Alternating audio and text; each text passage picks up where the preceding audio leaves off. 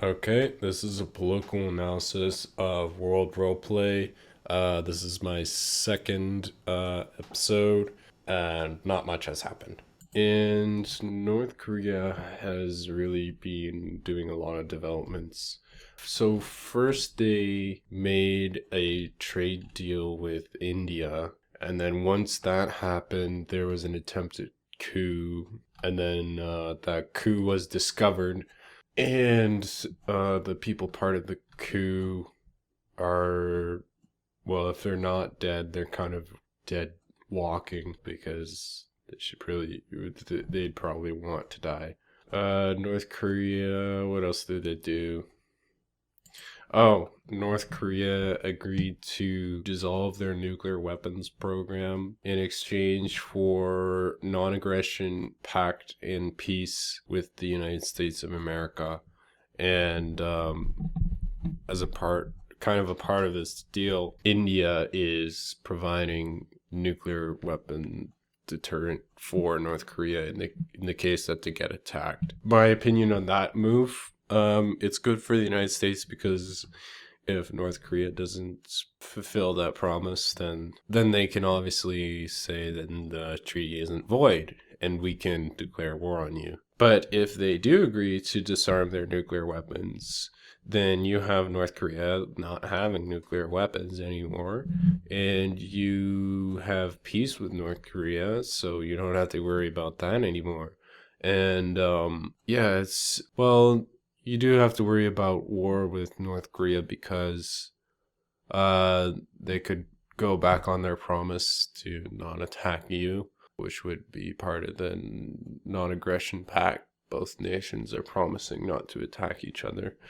But it shows that the United States isn't a warmongering state. It shows that, they're willing to have peace. Okay, so there's a negotiation between Prime Minister Modi and one of the generals of North Korea.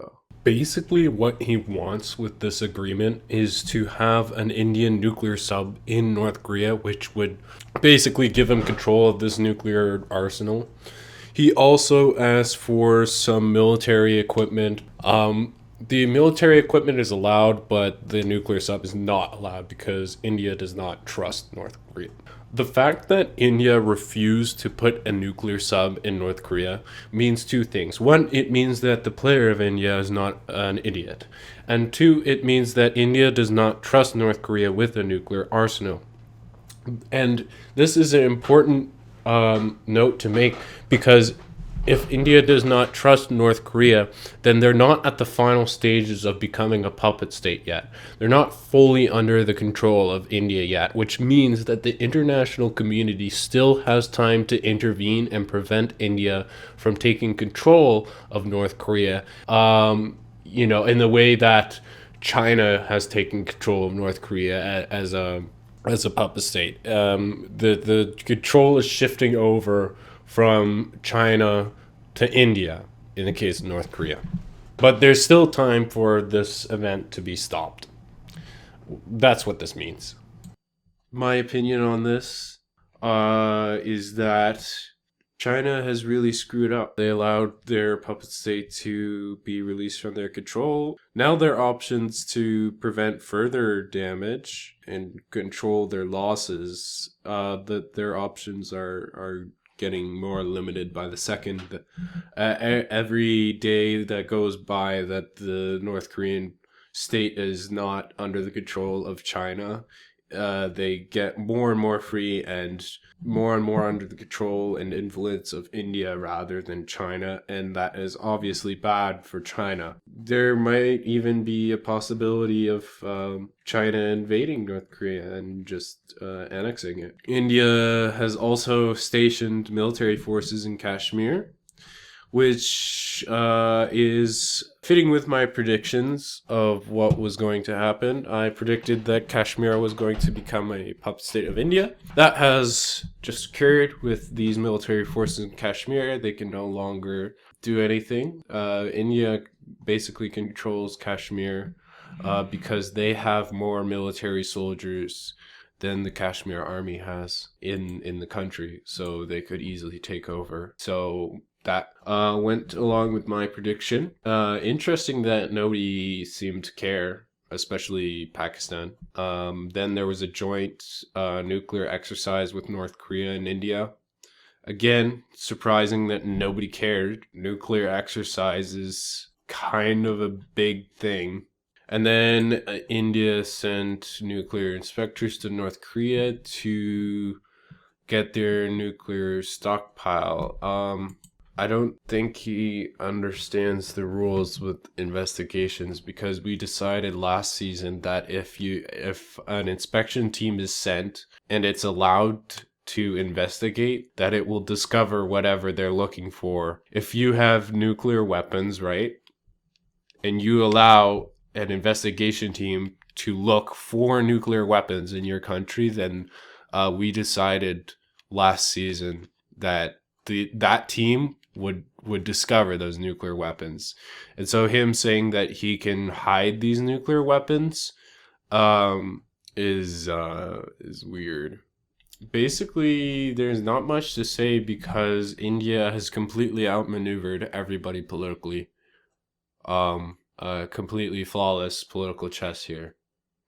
North Korea has had some blunders, and everybody can see through North Korea, but I don't think people understand how much of a threat India is, and I don't think they understand how malicious his intents are.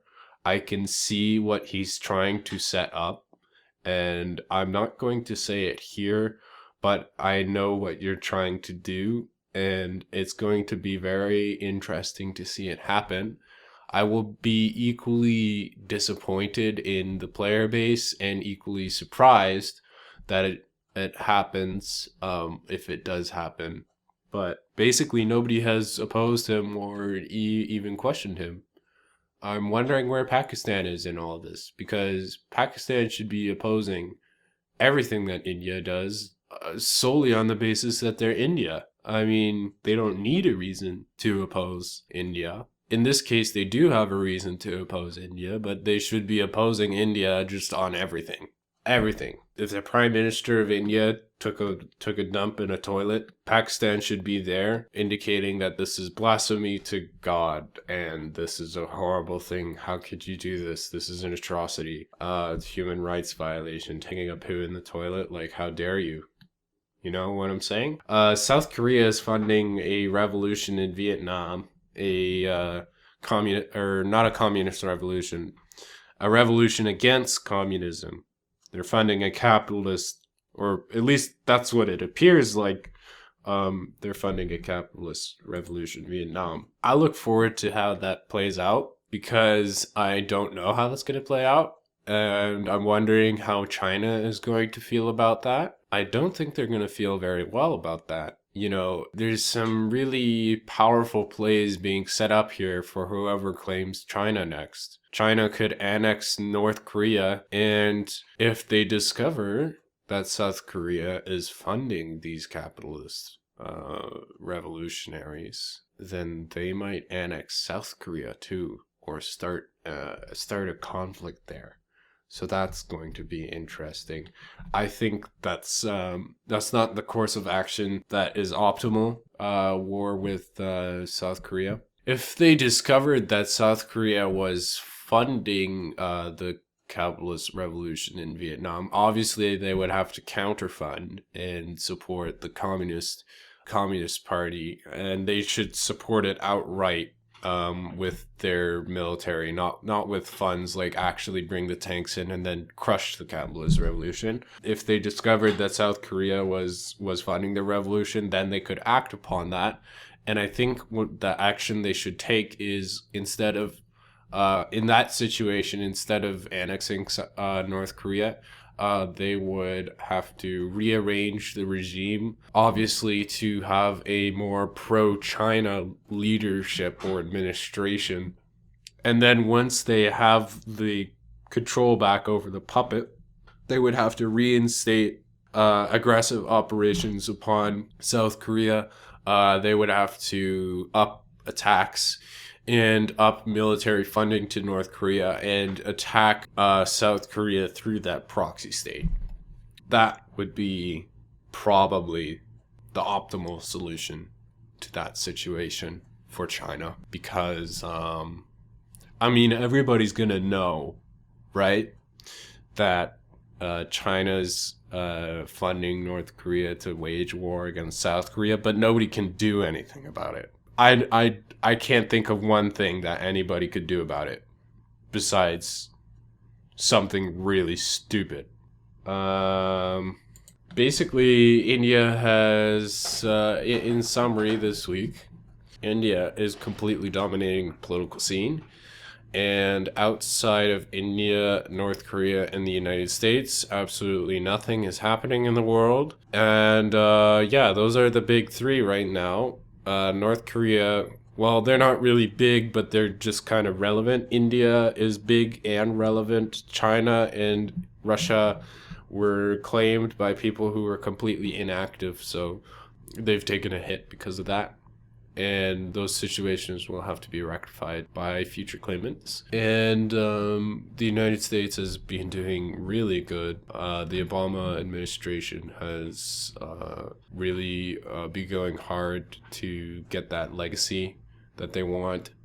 And I think after defeating ISIS, Donald Trump loses a lot of support, because that's a lot of his platform. You know, after ISIS has been defeated, he doesn't have much to go off of on his fear platform, right? The fear of domestic terrorists or foreign people coming into our country to be terrorists. So he doesn't have that as a platform anymore, and I think that would show in the election polls, because that's honestly a huge part of his platform. Obviously, he has illegal immigrants as well. He has his business credentials, and maybe he could do something like the economic impact of Middle Eastern refugees or Islamic refugees coming in.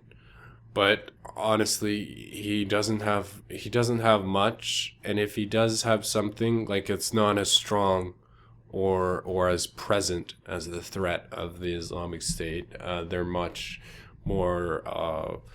It feels like they're there to the American population, and that really brings out the fear. And Donald Trump knows how to use that fear to his advantage, and he has been using that fear to his advantage, which has raised his places in the poll. So I'm interested to see how the United States player will role play Donald Trump's response to this, because he should be responding to the destruction of ISIS. That's something he would need to address in his campaign, because it makes a hole in his campaign, and it's a hole that he needs to fill. If he doesn't fill it, then his competitors will fill it, and that's not something that he wants. So in conclusion, not much happened this week. Brazil has actually been making some secret developments as well, and I'm not sure whether he's militarizing or just in general making improvements to his nation, because Brazil does need a bigger military. But in the case of most of these games, whenever somebody militarizes, it's because they want to go to war, and I'm not sure whether Brazil wants to go to war or not. I can't read him. So I'd like to know your opinion on whether or not you think Brazil is militarizing for some sort of plan that he has, maybe to unite South America, or maybe just annex a couple of the states there, or something else. I honestly don't know what he's doing there. Post where he sends invitation for scientific advisory and space exploration and research. This could be a move towards nuclear weapons. I don't know. It's hard to tell, really. And that's pretty much it. If I had to make a read, I would anticipate that Brazil was moving towards militarization, and I would adjust my plans accordingly, because that's always the safer move, to assume the worst and hope for the best. Anyways, that's been this week on World Roleplay. I'm still looking for a country to claim, and I was thinking of Canada, but somebody wanted that more than me. Wasn't really gonna do much with it anyways. Pretty peaceful nation. We don't like war all that much. I might claim somewhere in Africa. I used to always claim Tanzania because it's a fun place. It's got lots of issues with it, but it's also got lots of natural resources to be exploited and a large population and open landmass to work with. It's better than the other nations in the East African community around it. If I go for an East African federation, I don't like playing as Nigeria. I find it boring. South Africa, boring. Ethiopia, I don't know enough about. Somalia is just a poop hole. Can't do much with a poop hole. Don't even control my own country. I don't even know how I would play as the claim, given that my government doesn't control the country. Could play as Taiwan and just sit there laughing at China. I'm not claiming Europe, and I'm definitely not claiming Germany, because that's who I played as last time. And got any ideas for me to claim as, just give me a little comment. That's all I've got to say, so I will see you next time.